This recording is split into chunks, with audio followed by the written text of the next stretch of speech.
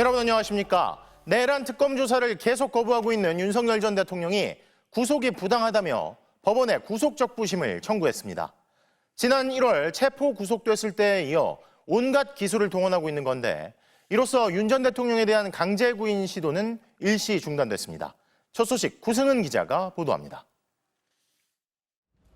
구속 상태로 내란 특검의 출석 요구를 무시하고 있는 윤석열 전 대통령이 오늘 법원에 구속 적부심을 청구했습니다.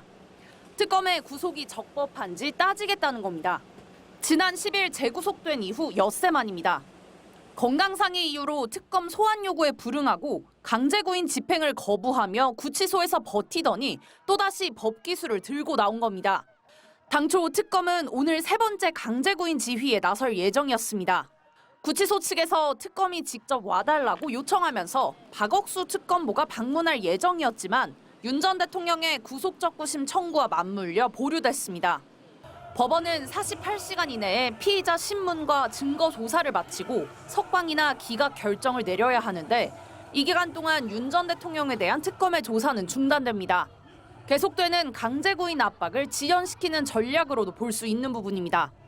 윤 전 대통령은 지난 1월 체포됐을 때도 공수처의 조사에 불응하며 체포 적부심을 청구했고 구속된 후엔 구속 취소를 신청했습니다. 당시 법원은 구속 기간을 날짜가 아닌 시간으로 계산해야 한다며 이례적으로 구속 취소를 결정했고 검찰이 즉시 항고를 포기하면서 윤 전 대통령은 구치소에서 풀려나왔습니다. 하지만 이번엔 상황이 다릅니다. 일단 기간 계산 문제가 발생하지도 않았고 법조계에선 앞서 법원이 구속 사유로 든 증거인멸 우려가 단기간 내에 해소됐다고 보기 어려운 데다 윤 전 대통령이 특검 조사에도 전혀 응하지 않고 있어 구속을 취소할 만한 사정 변경이 없다고 보고 있습니다. 구속 적부 심사는 모레 10시 15분 서울중앙지법에서 열립니다. 윤 전 대통령이 직접 출석할지 여부는 내일 변호인 접견을 통해 최종 결정될 것으로 보입니다. MBC 뉴스 구승입니다. 호우특보가 갈수록 확대되고 있습니다. 보시는 것처럼 태안과 서산 등 충남과 경기 평택 지역에 호우경보가 내려져 있고요. 서울을 포함해 경기 남부와 인천, 그리고 경북과 충남 일부 지역에 호우주의보가 발령됐습니다. 기상청 레이더로 실시간 비구름 데이터 보면서 같이 함께 봐보겠습니다. 낮까지만 해도 서해상에 머물던 비구름이 쭉 북동진하더니 지금은 중부지방에 걸쳐 있는 상황입니다. 지금 호우경보가 내려져 있는 지역들 비구름대 색깔을 보면요. 보라색입니다. 1시간에 50mm 이상 강한 비가 내릴 수 있는 겁니다. 이 비구름대가 한반도 상공에 계속 머물면서 비를 퍼붓고 있는 건데요. 이번 비구름대는 아주 좁고 긴 모양의 띠 형태를 하고 있어서 한 곳은 약한 비가 오더라도 바로 옆은 폭우가 쏟아질 수도 있습니다. 다음은 전국도로 CCTV 한번 살펴보겠습니다. 먼저 호우경보가 내려진 경기 평택입니다. 보시면 CCTV에 이렇게 빗자국이 남겨져 있고 물이 고여 있어서 바퀴 주변에는 물보라가 일고 있는 상황입니다. 다음으로는 충남 보령시입니다. 많은 비가 내리면서 하천물이 지금 흙탕물로 변해 있죠. 수위도 하천변을 넘어서기 직전까지 많이 올라와 있는 상황인 걸 알 수 있습니다. 다음으로 MBC로 보내주신 제보 영상 통해서 비 피해 상황도 한번 확인해 보겠습니다. 화물차가 옆으로 쓰러져 있는데요. 오늘 오후 1시쯤 호남고속도로 광주 광산나들목에서 화물차가 빗길에 미끄러지는 사고가 나 50대 운전자가 다쳤습니다. 오늘 아침에 들어온 제보 영상인데요. 오늘 아침 6시 40분쯤 경북 포항시 북구 죽장면에 있는 69번 지방도로에서 산사태가 발생했습니다. 왕복 50m 구간의 바위와 흙 500톤이 쌓이면서 오후까지 도로 통행이 금지됐습니다. 이 지역에는 이틀에 걸쳐 120mm가 넘는 비가 왔습니다.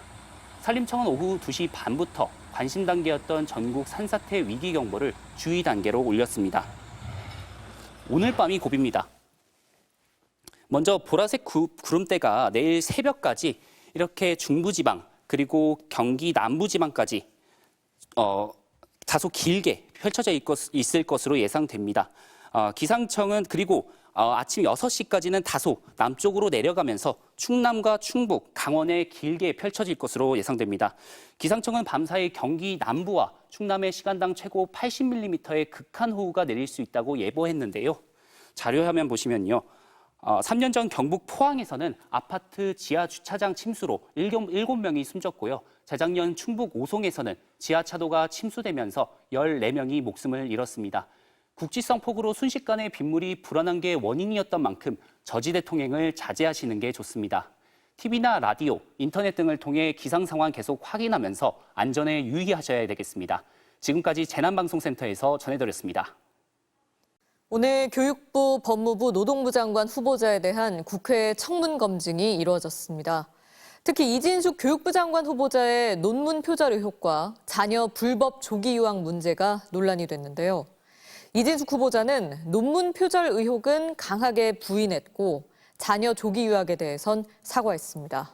이문현 기자입니다. 고등학생과 중학생 두 딸을 미국에 조기 유학 보낸 이진숙 교육부 장관 후보자. 대한민국 공교육을 책임질 수장이 정작 본인의 두 딸은 해외에서 교육시켰다는 지적에 허리를 굽혔습니다. 국민께 진심으로 사죄를 드립니다. 죄송합니다. 특히 중3 때 유학을 떠난 자녀에 대해 초중등교육법 의무교육 위반 지적이 잇따르자 이 후보자는 불법이라는 사실조차 몰랐다는 해명을 내놨습니다. 그때는 그게 불법인지조차 사실 인지를 못했습니다. 그러자 야당은 교육부 장관으로서 자격 미달이라고 비판했습니다. 다른 장관도 아니고 교육부 장관 하시겠다는 분이 공교육 탈출시켜 놓고 이 자리는 후보님이 받으셔서는 안 되는 자리였어요. 제자 논문 표절 의혹에 대해선 자신이 연구를 기획했기 때문에 표절이 아니며 표절 판독 프로그램인 카피킬러는 믿지 못하겠다고 주장했습니다. 카피킬러는요, 모든 전문가들이 지적하고 있지만 돌려서 그냥 나오는 거를 신뢰할 수 없습니다. 정성호 법무부 장관 후보자는 검찰 개혁에 대한 분명한 입장을 밝혔고 전 수사 기소의 분리의 대원칙은 지켜야 된다고는 확실히 생각하고 있습니다. 그런 방향으로 가는 게 또 국민적 요청이라고 좀 믿고 있고요. 김영훈 고용노동부 장관 후보자는 노조에 대한 손해배상을 제한하는 노란봉투법 추진 의지를 드러냈습니다. 현장에 안착될 수 있는 방법들을 다각도로 고민해서 그런 기업의 우려들을 해소할 수 있는 방법들을 찾아보겠습니다. 국민의힘은 이진숙, 강선우 두 후보자가 장관 부적격 인사로 우열을 가리기 힘든 수준인데 버티기 전략을 쓰고 있다고 지적하면서 대통령을 향해 후보자 지명 철회를 촉구했습니다. MBC 뉴스 이문현입니다. 강선우 여가부 장관 후보자를 둘러싼 논란은 인사청문회 이후로도 계속되고 있습니다. 민주당 내 보좌진들이 강 후보자에 대한 사퇴를 촉구하는 등 부정적인 여론이 커지고 있는데요. 대통령실과 여당 지도부는 일단 결정은 내린 바 없다면서도 여론의 주위에 촉각을 세우고 있습니다. 장슬기 기자가 보도합니다. 보좌진들께 심심한 사과를 드립니다. 인사청문회에서 거듭 고개를 숙였지만 강선우 여성가족부 장관 후보자에 대한 사퇴 여론은 잦아들지 않고 있습니다. 그동안 사퇴를 직접 거론하지는 않았던 민주당 내에서도 보좌진들이 자진 사퇴를 촉구하는 입장문을 내놨습니다. 민주당 보좌진협의회 역대 회장단은 여성가족부 장관은 물론 국회의원으로서의 기본적 자세조차 결여됐다며 이재명 정부의 성공을 위해서라도 자진 사퇴해야 한다고 촉구했습니다. 국회의원 수행비서들로 구성된 민주당 수행보좌진협의회도 침묵하는 내부 피해자들의 목소리를 들어야 한다고 날을 세웠습니다. 시민단체들도 강 후보자의 사퇴를 촉구하고 있습니다. 참여연대는 우월적 지위를 이용해 공적 권한을 사적으로 남용한 중대한 결격 사유라며 사퇴가 마땅하다고 비판했고 한국여성단체협의회도 최소한의 존중과 인권마저 외면했다며 자진 사퇴를 요구했습니다. 국민의힘은 후보자가 청문회에서 위증할 경우 처벌할 수 있도록 강선우 방지법을 발의하겠다고 나섰습니다.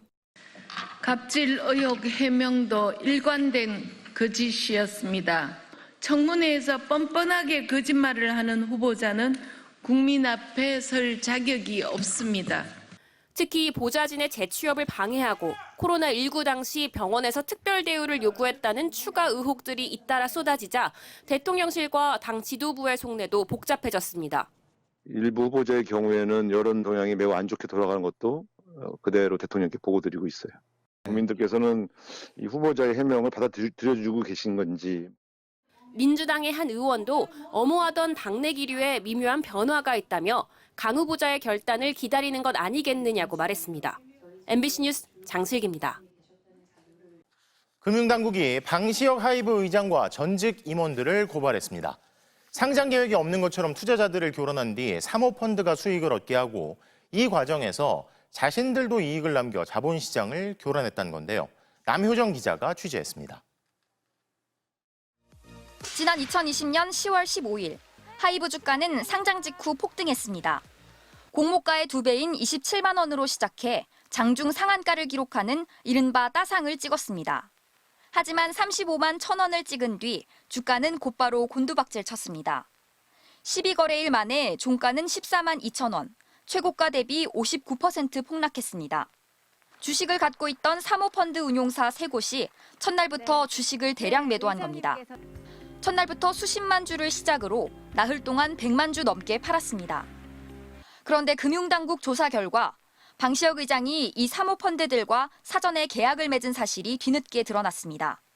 기존 주주들에게는 하이브를 상장할 계획이 없다고 속여 주식을 사모펀드에 팔도록 하고 사모펀드가 얻은 주식 매각 차익의 30%를 방시혁 의장에게 주기로 한 겁니다.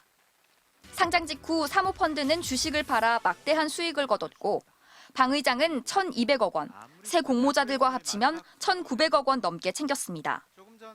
기존 투자자들은 대부분 기관 투자자였고 국민들의 노후 자금인 연기금도 있었던 것으로 전해졌습니다. 금융당국은 사기 의도를 갖고 주식시장을 교란한 것으로 보고 방시혁 의장과 하이브 전 임원 등 4명을 검찰에 고발했습니다. 자본시장법 위반 혐의는 5년 이상 징역 또는 최대 무기징역까지 가능한 중범죄입니다. 한국 자본시장의 건전성, 공정성, 투명성을 완전히 파괴해버림으로써 한국 자본시장을 믿을 수 없다라는 그 극도의 불신을 준다는 거죠. 하지만 한 번이라도 적발되면 영원히 자본시장에서 퇴출되는 원스트라이크 아웃이 적용되진 않습니다. 관련 법이 만들어지기 전인 2020년에 벌어진 일이기 때문입니다. 하이브 측은 금융당국의 결정을 존중한다며 향후 수사에서 적극적으로 해명해 신뢰를 회복할 수 있도록 최선을 다하겠다고 밝혔습니다. MBC 뉴스 남효정입니다.